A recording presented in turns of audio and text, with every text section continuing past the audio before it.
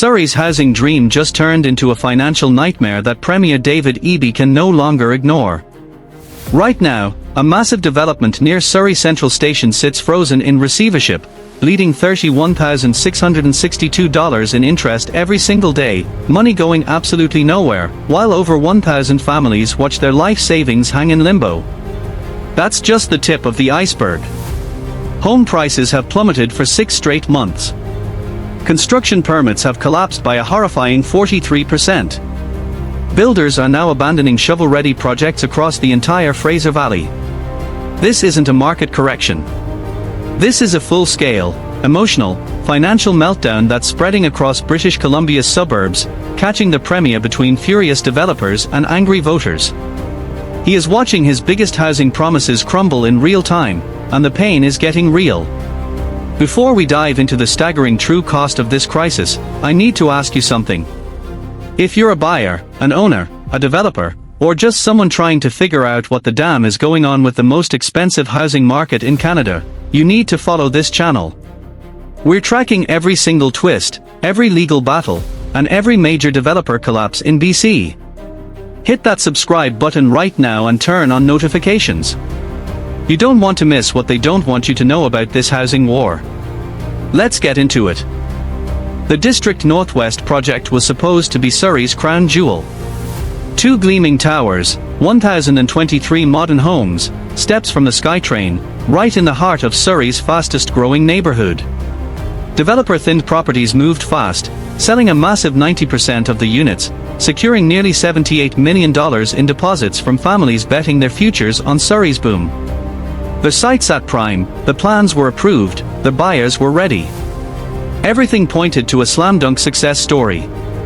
Then, with terrifying speed, reality hit. Construction never started. Interest payments to the lender, KingSett Mortgage Corporation, stopped flowing. And then, on November 8, 2024, a Supreme Court judge appointed a receiver to take control, effectively shutting down one of Surrey's most ambitious projects. The numbers are astronomical. KingSett claims Thind owes them a staggering $85.7 million. That number climbs every single day, with interest racking up at $31,662 daily. Do the math, that's over $1 million per month just in interest on a project that hasn't even broken ground. For the 90% of buyers who put down deposits, people who saved, borrowed, and planned for years, the question isn't abstract. Will they get their money back?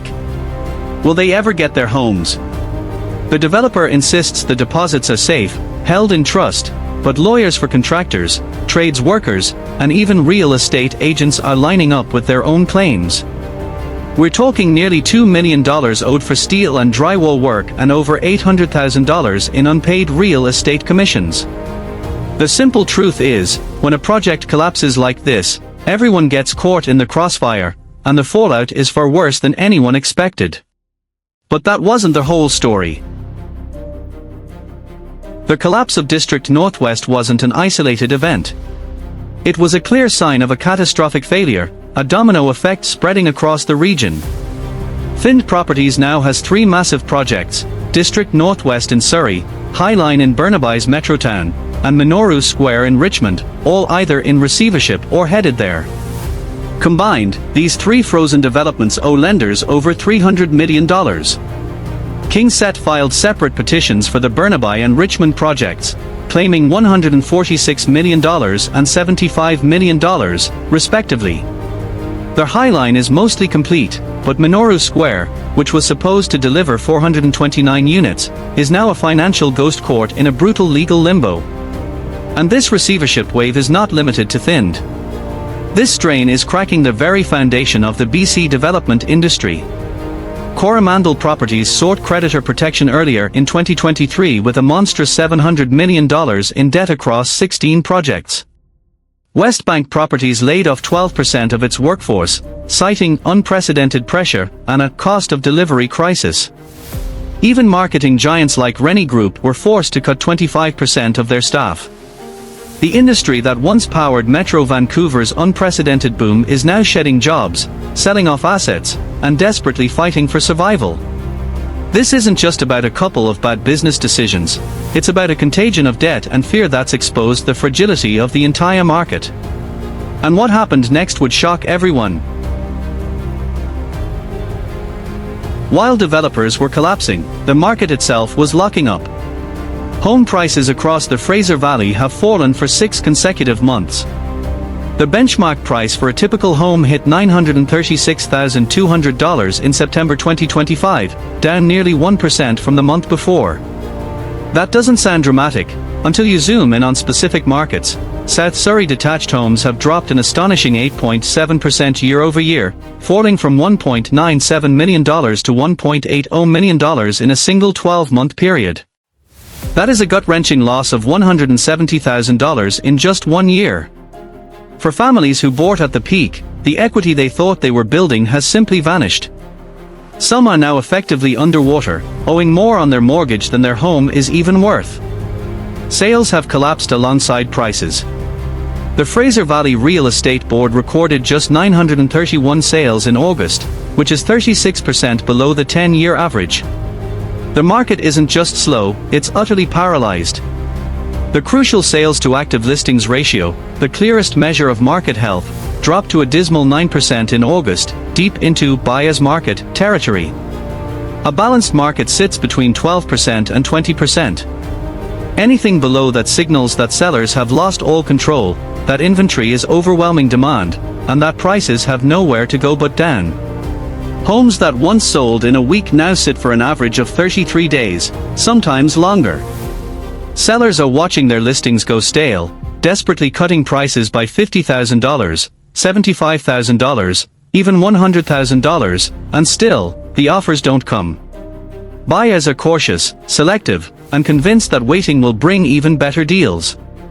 The result is a total standoff where no one wins. Sellers can't sell, buyers won't buy, and the market is trapped in its own icy paralysis. Even more alarming than the price drops is the construction freeze that has gripped Surrey. In 2024, Surrey issued building permits for a record 6,200 units. By comparison, so far in 2025, the city has issued permits for only 3,500 units. That is a 43% collapse in a single year. Developers who once raced to break ground are now hitting the pause button, reassessing, and desperately waiting for market conditions to improve. Jonathan Miss, a vice president at Streetside Developments, confirmed the terrifying new normal. His company paused a massive, 1,000-unit, multi-building development in North Surrey. It would take a decade to complete, but launching in this down market is simply too risky. The land now sits idle, accruing interest and costing a fortune, while the company waits for any sign of life. Miss called it very challenging to launch a new condominium project when buyers simply aren't showing up. The pre-sale requirement that once took for months to hit now feels utterly impossible to reach. The data backing this up is horrifying. Housing starts in Surrey have plummeted by a staggering 75.2%. That's not a slowdown, that's a collapse. Most of the projects completing now were planned years ago when the market was hot.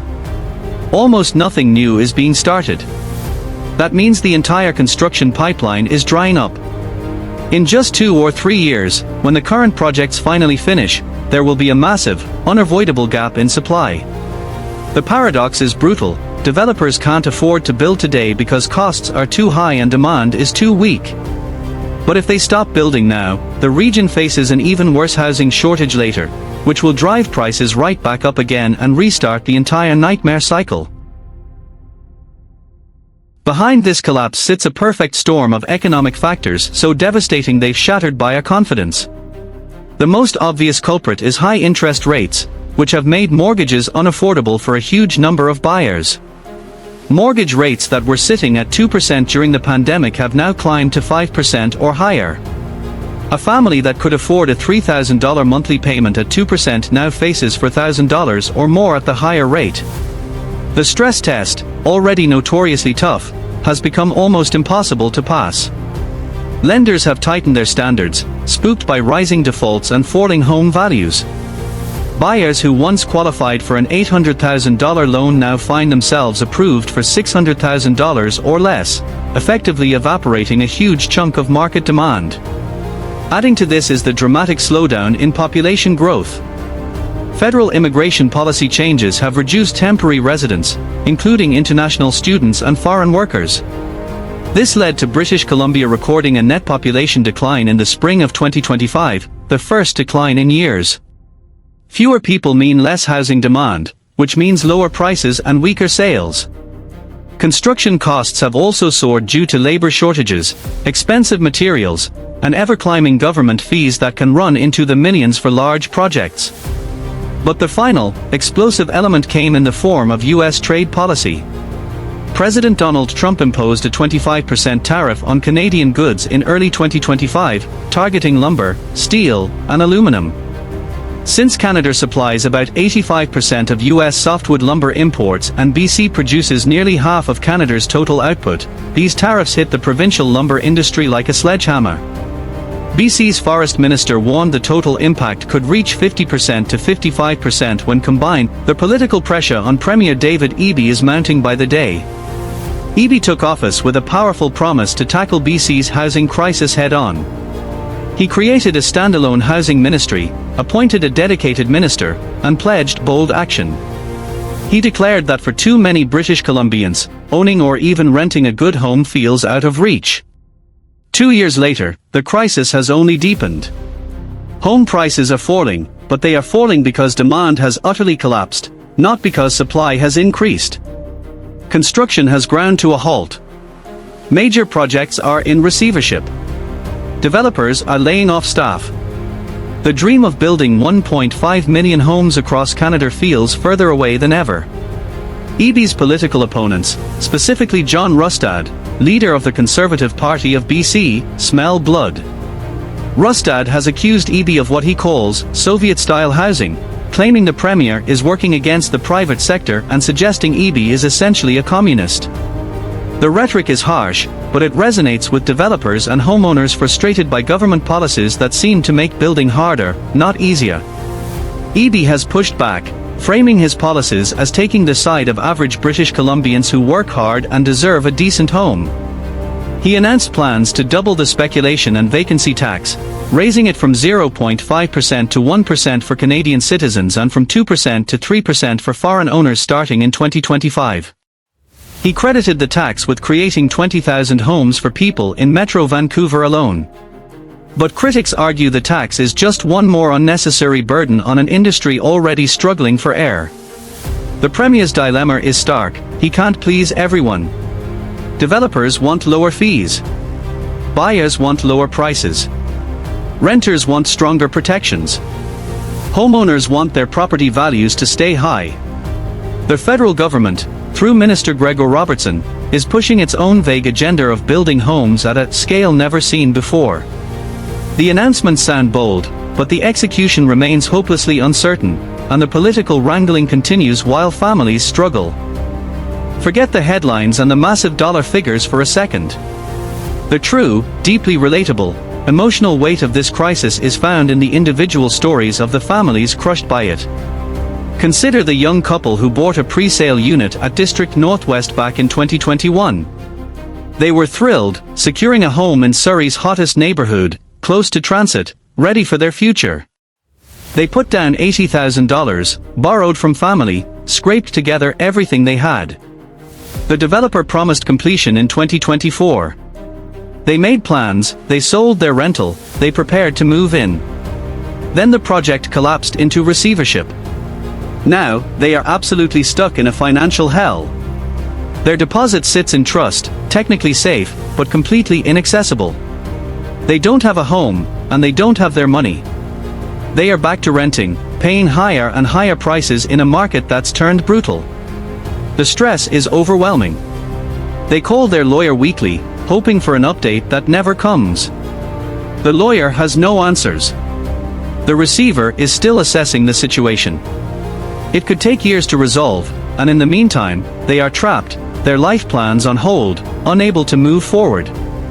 Or think about the couple who bought a townhouse in South Surrey in early 2023, paying $1.1 million. They thought they were being smart, getting in before prices climbed even higher. Their home is now worth only $950,000, maybe less. They've lost $150,000 in equity in less than 3 years. Their mortgage renewal is coming in 6 months, and their rate is jumping from 2.5% to 5.5%. Their monthly payment will surge by $900. They've already cut their grocery budget, cancelled everything, and they are living paycheck to paycheck, and it's still not enough. They can't sell without taking a massive loss. They can't afford the new payment. They are exploring extending their amortization to bring the payment down, but that means paying for an extra decade. The financial stress is destroying their marriage. They lie awake at night running the numbers, searching for a solution that simply doesn't exist. These aren't faceless corporations. They are families, small business owners, people who played by the rules and got absolutely crushed when the market turned. This catastrophic situation in Surrey, with its construction freeze and price collapse, is just one half of a much larger, region-wide disaster. It's the suburban half of the crisis. But the urban core, led by Vancouver proper, is drowning in a completely different, complementary problem, a massive, shocking glut of brand new condos sitting empty and unsold. Right now, around 2,500 units are sitting vacant, which is double what it was last year, and projections suggest that number could hit 3,500 by year-end. These aren't old buildings or undesirable units, these are brand new, expensive towers in Burnaby, Coquitlam, and Richmond, areas that were supposed to be the next major growth hubs. Developers are bleeding cash, offering massive incentives and slashing prices, anything to move inventory. But buyers are gone.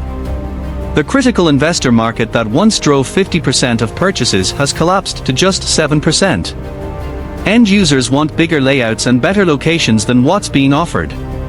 The result is thousands of empty units, more developers in receivership, and an industry absolutely teetering on the edge.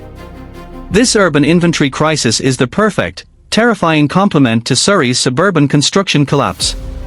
One side can't sell its old inventory, the other side can't afford to build new. Together, these two parallel crises paint the full, devastating picture of what's truly destroying BC's housing market from the inside out. They are the two heads of a financial monster, and you need to understand how they connect, because together, they spell disaster for the entire region. So, the question now is, what comes next? Analysts are split. Some believe the worst is over, that prices have found a floor and will recover slowly. Others are far less optimistic, pointing to the coming wave of mortgage renewals. Nearly 60% of Canadian mortgages will renew by the end of 2026, and many of those borrowers locked in rates below 2% during the pandemic. When they renew at 5% or higher, their monthly payments will surge by hundreds, sometimes $1,000. For homeowners already stretched thin, that could be the breaking point. Foreclosures, which have been rare so far, could spike. If that happens, the inventory glut will worsen, driving prices down even further, accelerating the feedback loop into a deep recession. For Surrey, the outlook is grim. With construction starts down 75%, the pipeline is empty. Once the current projects finish, there will be a massive, unavoidable supply gap. Surrey desperately needs more housing, but builders can't afford to build it. The market is absolutely frozen, caught between sky-high costs and terrifyingly weak demand. Breaking this deadlock requires an impossible combination of lower interest rates, restored buyer confidence, and supportive government policies. None of those things are guaranteed. In the meantime, families wait, developers bleed, and the Premier watches his promises crumble, his political life hanging on the outcome. The only certainty is that this story is far from over.